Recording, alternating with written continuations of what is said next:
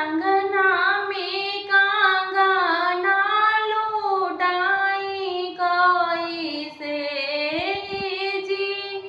अंगना में कांगना लुटाई कैसे लागल अंगना में भीड़ बचुमाई कैसे लागल अंगना में भीड़ बचुमाई कैसे ए जी आमा चुमेली राची राची के जी भाभी जी चुमेली राची राची के भाभी देली आशीर्वाद जीवन भरी के भाभी देली आशीर्वाद जीवन भरी के ए जी अंगना में कांगना लुटाई कैसे जी।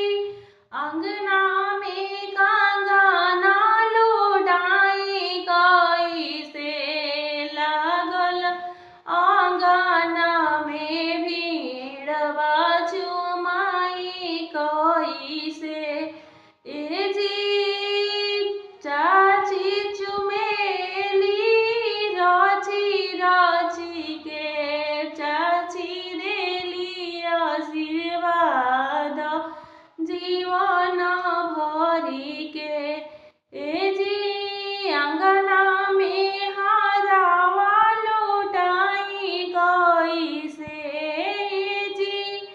अंगना में हारावा लुटाई कैसे लागल अंगना में भीड़ बचुमाई कैसे लागल अंगना में भीड़ बचुमाई कैसे ए जी अंगना में कांगना लुटाई कैसे जी।